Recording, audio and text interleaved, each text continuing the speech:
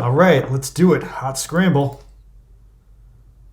7 years have passed since the 1-year war between the Federal Earth Government and the Zeta Gundam ended, but the computer system was destroyed in that war, and the Federation Army Register was lost. Colonel Shar-Asmal of the Zeon forces infiltrates into the Federation Army of the pseudonym of Quantum Vagina. He was also a lead figure of the AU, insisting that mankind should emigrate to space, but the Titans put pressure on that.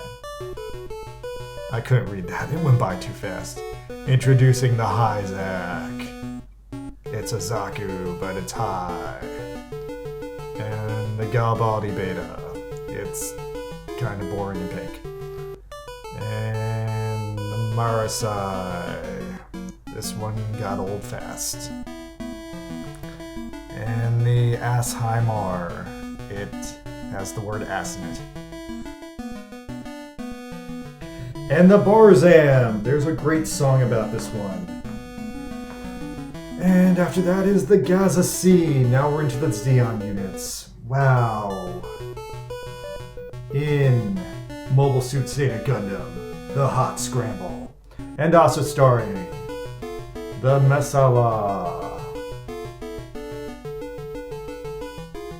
And the Gap Plant. I guess we're into the boss units now.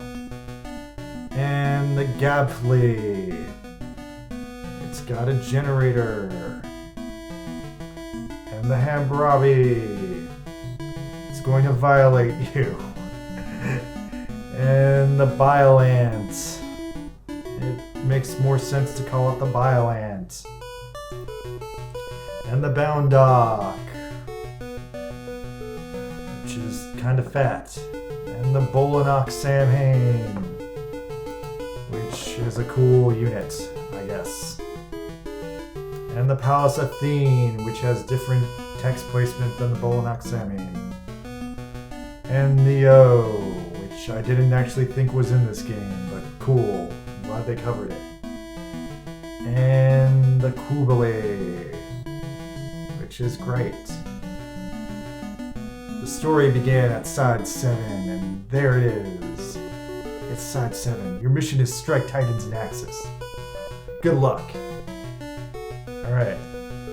Alright, so here we have it. Zeta Gundam Hot Scramble, the first-person shooter game, and the first Gundam game in history on the Nintendo Family Computer System. Wow. Oh wait, that was just the demo. Alright, here's the actual game. Bandai presents Mobile Suit Zeta Gundam, Stage 1. Alright, so here we go. You're shooting at everything. You've got that awesome Neil Sedaka music playing in the background. It's good times are being had by all. Definitely this is like the pinnacle of video game development. So, the first stage, the ground is green, the sky is blue. Oh wait, what's this? Oh, now we're in space. Space. The final frontier. Did this guy just like fly into space? I guess we started out in the colonies because it's Zeta Gundam, but yeah, we're in space now and I can see the Earth is in the background, so we obviously like flew out of the colony. Gotta make these old NES virtual reality simulations make sense. Alright, so in this game, you just kind of shoot at everything. Oh, and here's the colony. We're going inside now. Wow, this colony looks like crap inside. It looks like frickin' Donkey Kong inside. It's all purple and uninteresting. And it's being protected by, like, a series of badly drawn GMs. Like, there's clearly a massive difference in quality between the side-scrolling segments and the first-person segments. Like, the first-person segments almost look good by modern standards, and the side-scrolling standards do not look good by 1980s standards. So, wow, I don't know who fucked that one up. It's like, it's giving me, like, Legacy of Convoy vibes here, or Mystery of Convoy. Alright, so at the end of every side-scrolling stage, we have to blow up a generator. In this case, we're blowing up the colony's generator, which I think destroys the colony. I do not know why Camille would ever do that. I do not really think he would do that. I think this is like an indignity. Oh, and then you turn in your energy for points because old NES games love those points. Alright, now we're in stage 2. And in stage 2, the ground is brown now. Wow, look at this sexy brown ground. Brown. Alright, anyway. So yeah, shooting the Zaku's on the sleds, that looks pretty good. The ground is very undetailed. It's like the ground in like Fantasy Zone or something. There's really nothing livening up these levels except for like some like sticks every once in a while. And then we're in space again. And space, I have to say, is somehow better than the on the ground levels. Like the space parts look good. Like you're clearly in between the Earth and the Moon, and you're closer to the Moon than you are to the Earth. And hey, the Moon's got like Luna 2 next to it, which is a very on-the-nose Gundam detail that I appreciate. But yeah, the space sections, like, you can really feel the 3D-ness.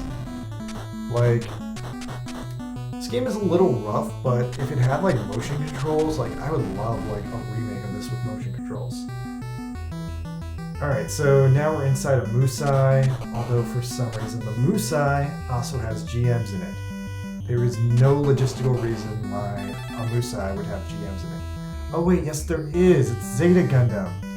I forgot the freaking Federation, like, claimed a bunch of Xeon shit. So, I guess this actually isn't a mistake. I thought it was a mistake when I first saw it, but it actually makes sense in the context of Zeta.